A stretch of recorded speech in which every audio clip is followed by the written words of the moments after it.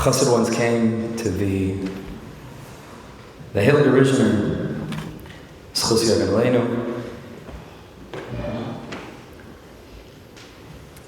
and it came to him crying.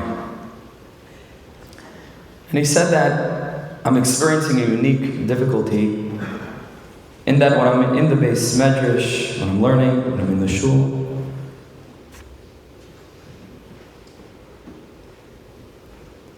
I feel connected to HaKadosh Baruch Hu. But when I walk out, when I walk the roads of the world and the different paths of life, I feel as if I'm disconnected. I lose that light, I lose that connection to Art Elokus. And the Rishon said, let me give you a mashal. The Rishon said that when two friends walk in a dark forest down the path, and one of them is holding a lantern, and they're both benefiting from that light, then neither of them have to fear the darkness. But when they reach a prashas drachim, when they reach a fork in the road, and the one with the lantern has to go his way, and the one without the lantern is left with nothing, then he needs to stumble around in the darkness and try to find his way. But if each of them were holding the lantern, and if each and every individual has a light with him, has a light with herself wherever they go, then there's no need to ever fear anything. Because that lantern will illuminate the way before them. We're zocheh to be in the presence of a manufacturer of lanterns. A Rebbe who's been distributing lanterns for 40 years. To each and every individual, revealing the lantern within himself. And giving us a light so that b'chol drachecha in all of our ways, da'ehu. And I want you to join me now in standing up and expressing our karsatayv to our Moshe Weinberger, Shlita, Rebbe, Umayri, for all that he's given to each and every one of us, mamish.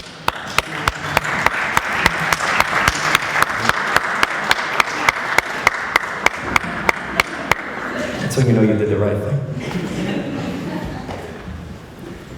Precious Rebbe, precious my father, Shlita, my mother, precious each and every one of you. Or in this moment of He'asu, Ba'achar Sayam, getting together, trying to hold on to one another to find chizuk. I want to share with you a story. It was after the war, after the decimation of Yiddishkeit European Jewry.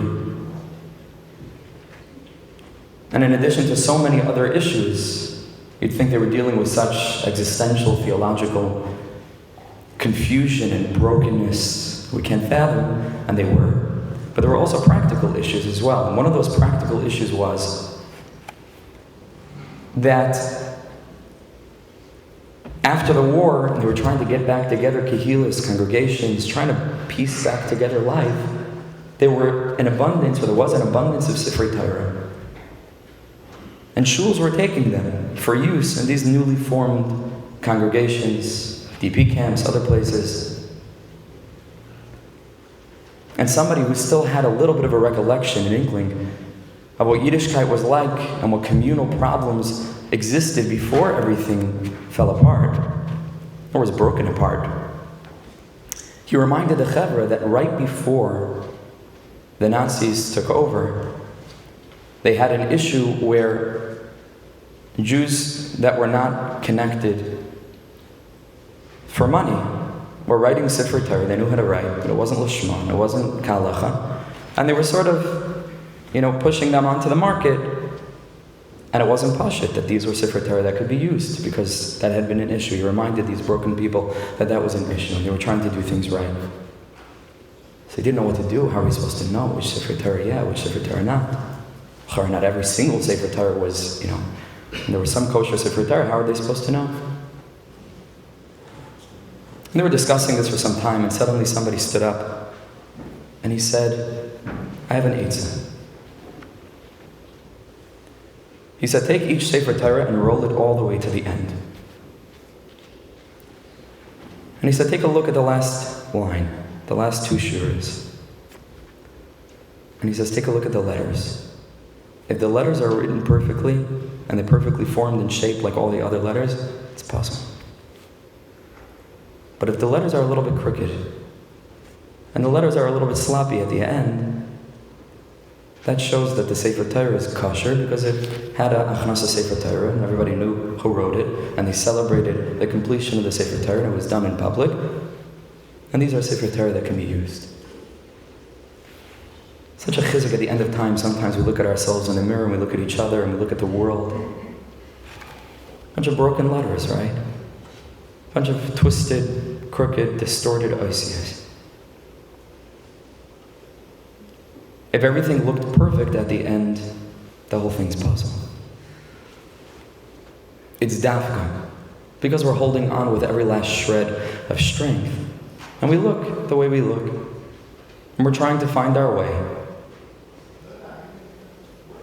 That reflects on the whole entirety of the story. The whole thing's kosher. The whole thing's kosher. Uvechol zois, like I spoke about last night, we spoke about Uvechol zois, Shimcha lo shechachna. With everything we've been through, with everything we go through, Shimcha lo shechachna, we're holding on. The Eilig Adega Machane Ephraim has a Torah on the words Ve'eschanan al Hashem be'esahi leimor. Moshe Rabbeinu pours in 515 tefillas. We can imagine, each time with a different sprach, each time with a different approach, different words, same passion, same feeling. To enter into Eretz Yisrael, Moshe Rabbeinu, we've no asada. Ve'eschanan al Hashem be'esahi leimor. Says the Dega. The Zohar Kodesh teaches, is pashtusa de Moshe b'kuladara. Every generation has leaders. Every generation has tzaddikim. Every generation has einei ha'eda that understand what the lave of the Am is feeling. Amcha beis Yisrael amlei neviim heim, b'nei neviim heim.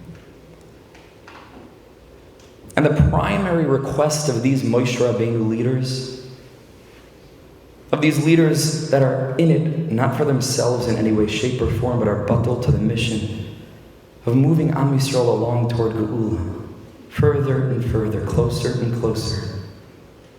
Their primary tefillah is Ve'eschanan al Hashem.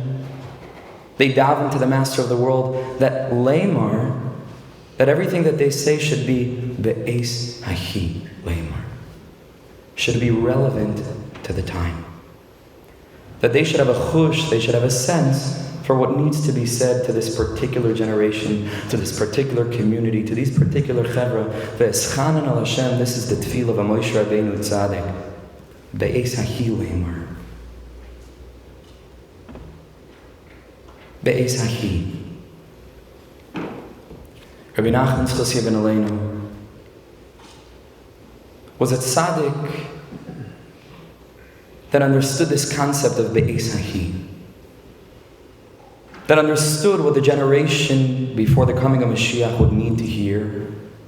And even though it looked a little bit different than what was said before his time, he understood. Hikdim refuel amak. He understood.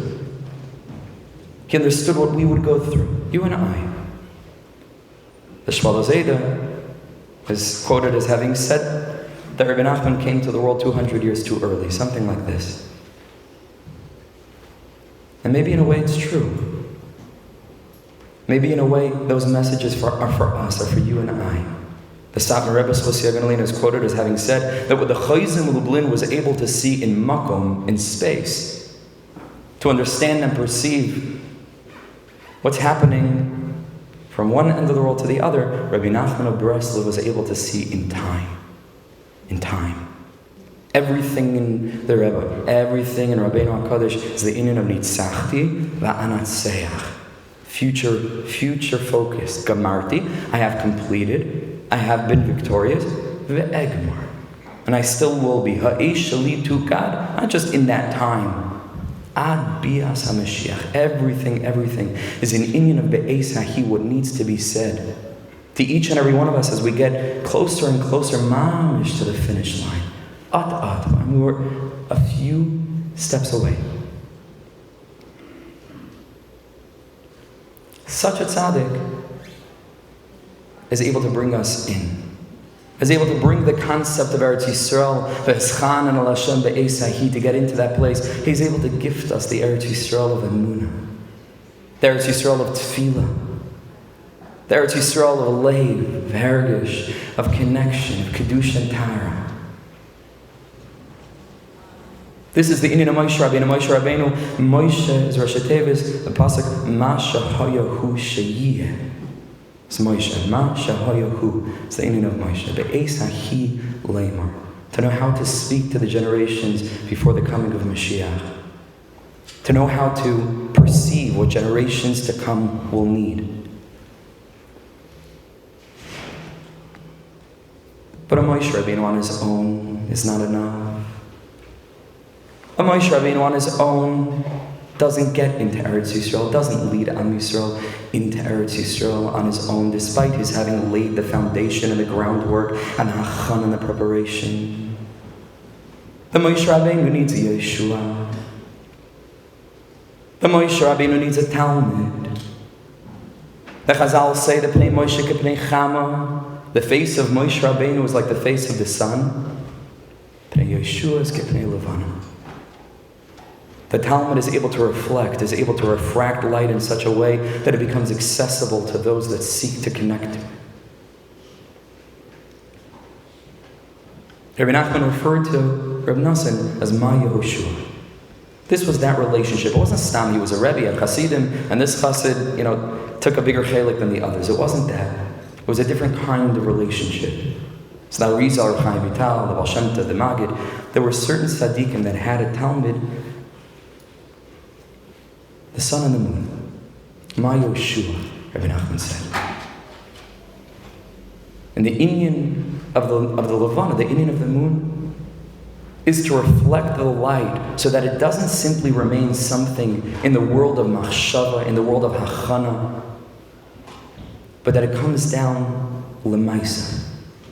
Not just to daven about getting into Eretz Yisrael and yearning for it and longing, but to actually go ahead and figure out how to do it, how to actually do it. Lemaisa. And this was Reb Nosson. Reb Nosson in the Likutei Halachos. Reb Nosson in Alam L'Trufa, which we'll read a little bit from now. Reb Nosson in Likutei Eitzes. What is this Likutei Eitzes? We have a Likutei Moharan, but Reb Nosson says, and we got to bring it down to Poyol Mamish. Bepoyol Mamish. The later Breslov Mashpiyim would teach that in our generation we need to learn more from Reb Nosson than from Reb Nachman. Because that's the gateway, that's the way in. We can't look at the sun directly. We can look at the moon. And the moon leads the way at night, Afghat night, which we'll speak about. And I had a Rebbe of mine, but I had a Rebbe of mine who would constantly write letters to us, to the Talmidim. Every week, he would write a letter, and it was mamash a letter. It wasn't, a Torah that went to the Talmidim. Of course it was. It was filled with different Torah, but it was a letter. It was a love letter every week to the Talmidim. And eventually, after a number of years, he wanted to compile the letters and put them together into a book. And he said, there's so many parashas Sfarim, there's so many books on the parasha, it's going to get buried, it's going to get lost. He wanted to make sure that it was intriguing, that people would want to read it. So we're thinking of a title, what should he call it? And then he says, I got it. He says, let's call the book Somebody Else's Mail. Somebody Else's Mail. Why? Because everyone wants to read somebody else's mail. So he says this will be a title, this will draw people in. Everybody wants to read somebody else's mail. It's intriguing to be able to eavesdrop on a personal conversation between anybody, really. But to be able to listen into a conversation between a father and a son. A conversation that emerged from a relationship that was exalted beyond belief, as we'll see just in this tiny exchange. A letter And 2 letters that are filled with the spirit of Be'ez Hahi Leimer. Let's take a dive into Reb Nosson's letter to his son Reb Yitzchak.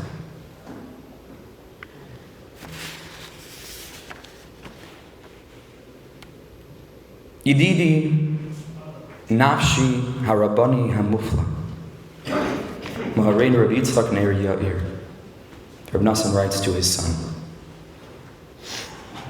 He goes on, he explains just in the first paragraph without getting into everything. He explains how he says, I'm going to see you soon, but there are certain things that can only be expressed verbally. There are also certain things that you can only express in the written word. He says, he says, you know, and everybody like you and everybody like us knows, and I tell you again and again, again and again and again I tell you. The truth is like you said.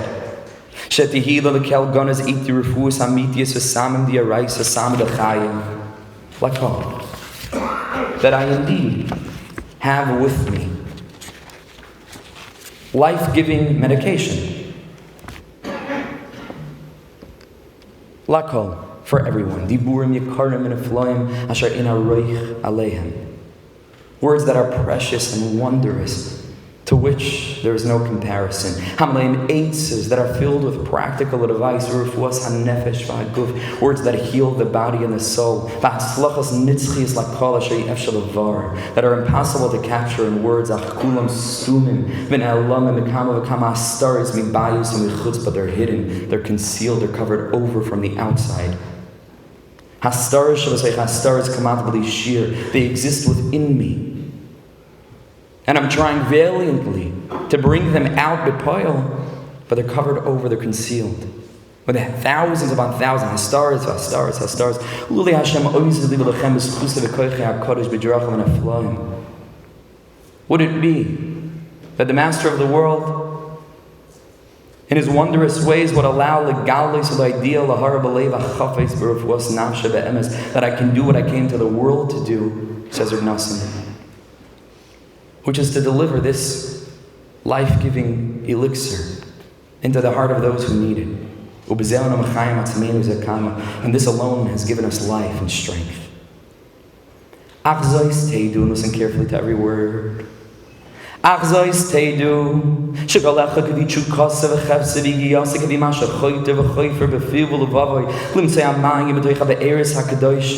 each and every person, in accordance with his or her desire, yearning, cheshek, to access these holy be'eres, these holy well springs. These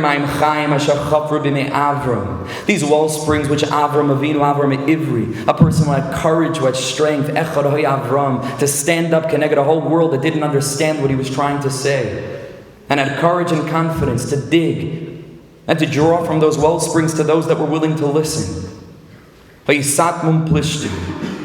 That others came and closed up, and filled it with earth. And then the next tzaddik came along and he undug it again. And he revealed those waters once more. And he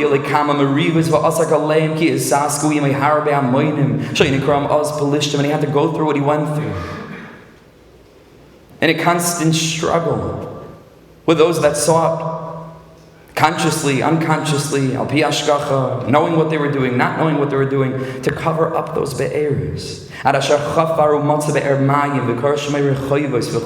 then he dug them again. Says Reb Nosson, but they're still covered over. Some of the tzaddikim of every generation have devoted their lives to constantly trying to uncover these wells once more and to allow the water to bubble forth to the surface and to bring life to everything around them. Nosson understood this mission. And it's impossible to even write.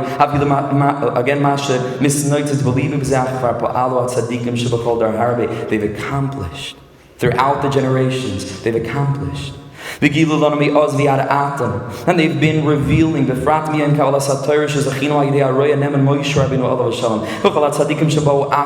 time the Torah was first brought down into this world, and in each generation subsequent. That's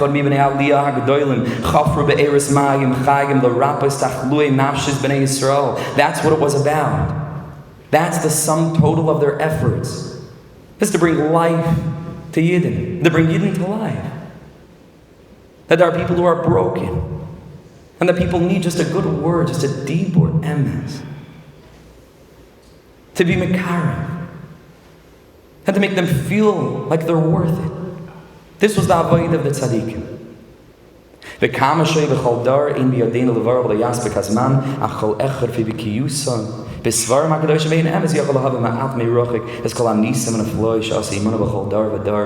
many wonders the Kodesh Baruch Hu has done with us in this process, that the tzaddikim in each and every generation are deeper and deeper fighting this battle. To be ma'ala the dar.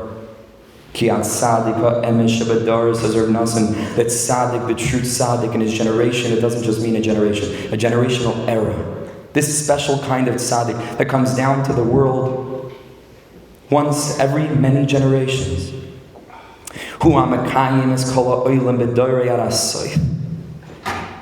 He's giving life to the generation ad hasoif, till the finish line.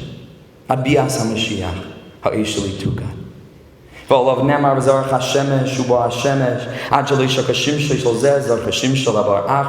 One sun starts to set and the other sun rises.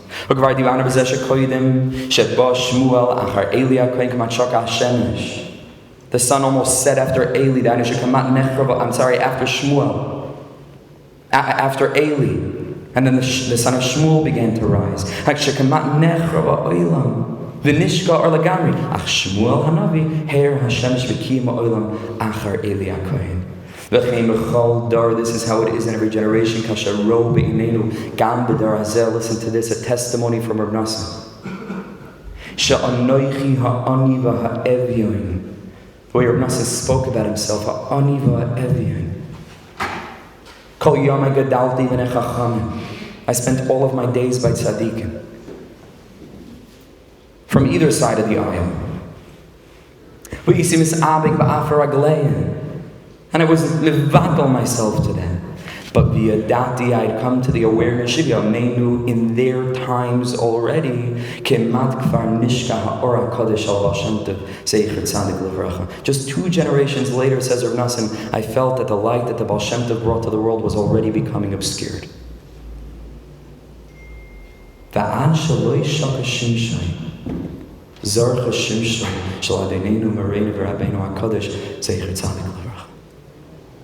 Just before sunset of the Baal Shem, the son of Rabbi Nachman Breslov rose in the sky. A few more lines. What can I tell you, what I contain in my heart about this? And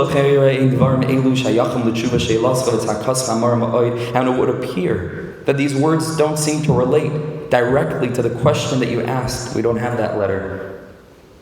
But listen to the way he speaks to his child. And in a minute we'll see how Rabbi Yitzchak spoke back to his father. What kind of relationship this was. What kind of people these were. Hidden, concealed, hidden away.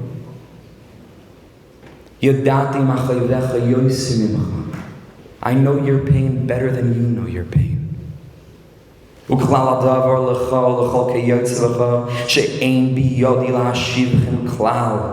Nosson, I really don't need to answer you at all.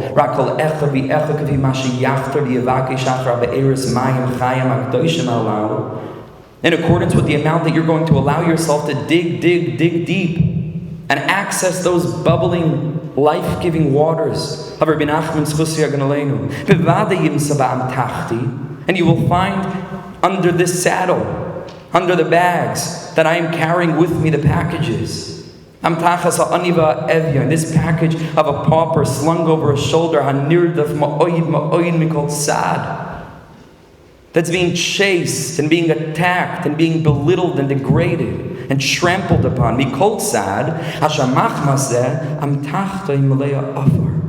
And And therefore it will look on the outside that my bag is just filled with a lot of dirt, with sroiris and rocks, Avaloi haschavis and dirty rags, asher maliu azarim lahastir ulahalim penine gnoza, which succeed to some to conceal the treasures, to conceal what I hold, what I came to bring to the world. Im kol zeh, mayim rabim lo yuchlu l'chabes es ahava, unaharis lo yishtafua. B'chol mini choshech v'astar shaba'olam lo yuchal ahalim oiris matmoini oitzers chaim ke'elu asher kvar nezgala mihem asher nezgala b'svar v'akadoshin. It won't work. It won't work. Because svas emes tikun la'ad. Because svas emes tikun la'ad. It will last forever. It won't work. But it takes digging. It takes courage. It takes confidence. And Nosson writes back, and Rebbe Yitzchak rather writes back. Listen to these words. This is a short little piece, just a few lines, then we'll come to a close.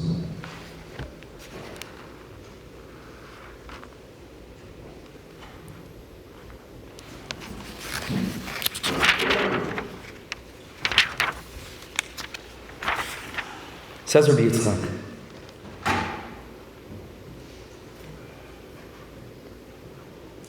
Baruch Hashem, it's toward the end of the letter, Baruch Hashem asher azaronu ad koi. He's writing to his father of Nosson. We're eavesdropping on this conversation. Baruch Hashem asher azaronu ad koi, sheyish kama devarim me'inyan rabbeinu asher kibalti mipi rum Allah sehetev hetev, v'ani chozak behem l'ma'oid. Baruch Hashem that I've received from you, from the Levana,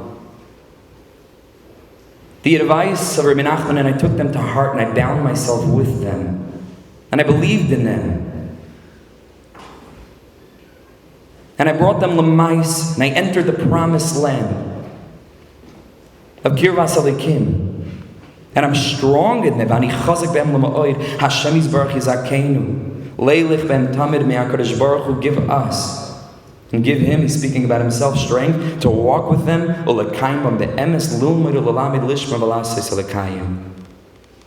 That Hashem should give me strength to continue. That I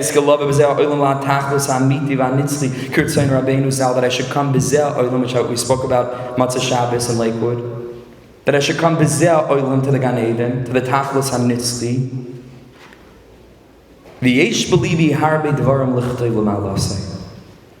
And this son writes to his father. He didn't know that we'd be reading these letters. A private letter to his father. He says, I have a lot to say to you, Tata. I have a lot to say to you. I don't have the time. But haklal. And he sums up the relationship. Shaladaiti, says Rebbe Yitzchak. Ladaiti. The way I see it, there was never a father in Jewish history who was Mekayim, this mitzvah of teaching and guiding and being mechanech b'neichen, the next generation,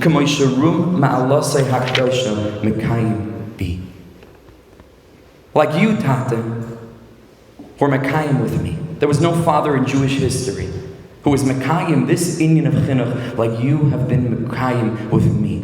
Hundreds, thousands of letters. And here he says, a chinuch yisoid, ki ze ikar halimud. This is chinuch. Not stam. Reviewing what's taught in yeshiva.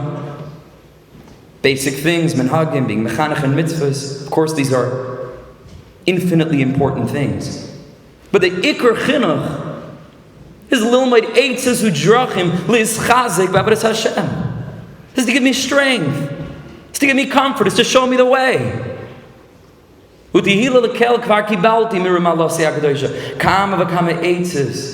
I've been open and I've been trying, Tata. I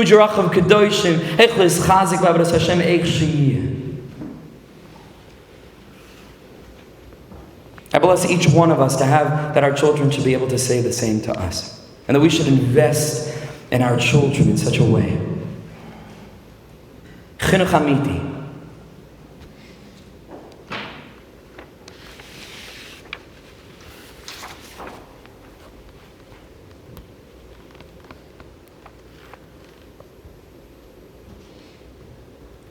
One example of the chizuk of Reb Nosson, and then we'll close. And we'll continue with the Nugunim.